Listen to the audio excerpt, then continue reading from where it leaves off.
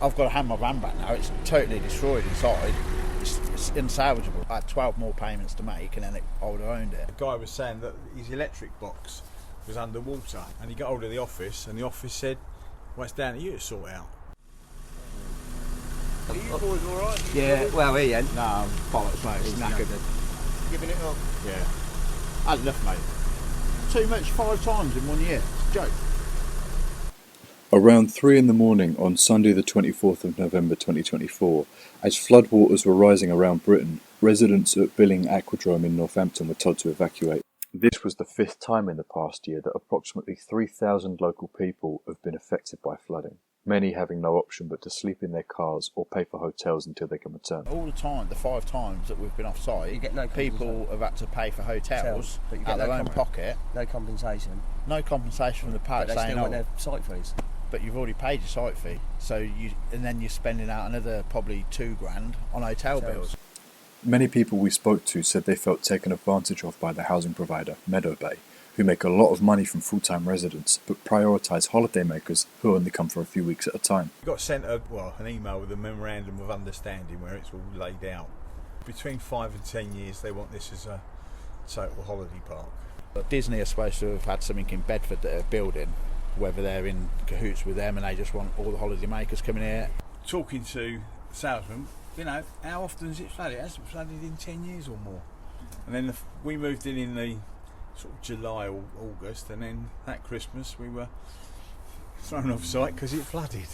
We ripped all the carpets out, trying to save the place, and they're not even giving you any sort of heating to get in there, like a There's gas no heater, electric, no nothing. electric.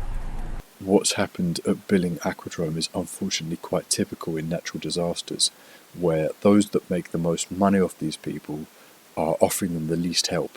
People who are on here, mate, are spot on. Everybody gets on helping each other out, but the people that actually own the place are diabolical. I mean, they're giving nothing to the residents. They're making it as hard as possible for residents to be on here and outpricing people to get people off. If they had got somewhere else to go, then I think they would stand up and say, you know, enough is enough. On paper, Billing Aquadrome is a site made up of holiday homes that fee payers can visit when they like, but in reality many of the caravans are occupied for most of the year. That said, they aren't actually classed as full-time residents because they must be off-site for at least 4 weeks every year. This means that those who live here have far less legal rights than they would elsewhere. Many of these residents either never owned property before or sold their last home to move here. So whenever the place floods, which is now several times each year, they're told to return to their legal address, which for most of them is just a postal address belonging to friends or family, meaning they can't actually stay there. Last time, some people were off for about 3 months, 3 or 4 months.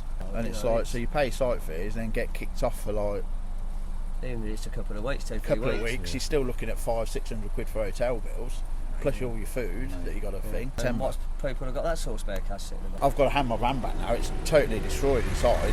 It's unsalvageable. It's uninhabitable because I mean you've got all that water in there. You don't know if it's sewage water or nothing. It absolutely stinks in there. It's wet right through. So I've lost £65,000. I had 12 more payments to make, and then I would have owned it. When we asked people what Meadowbay does for them during the floods, nobody could give much of an answer. Well, I mean, to be fair, the only thing that they offer is opening up the Willow to give you free tea and coffee. Yeah.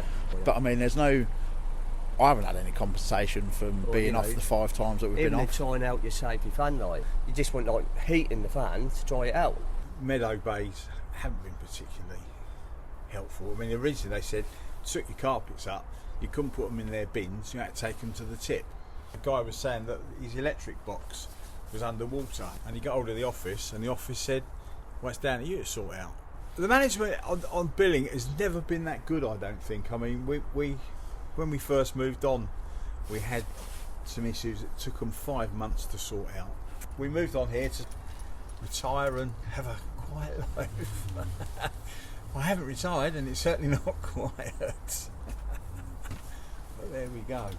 As far as we could tell, less than 100 of the people affected were allowed to stay in the Links Forum at Western Fable, most of which were young families. We also heard that many people were already beginning to leave the site for good. Situations like this raise important questions about who we can rely on in a crisis.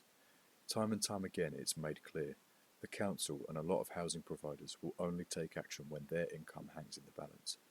Everyone who spoke to us that day said the same thing. The community will help when you need it, but the owners don't act until they're forced to.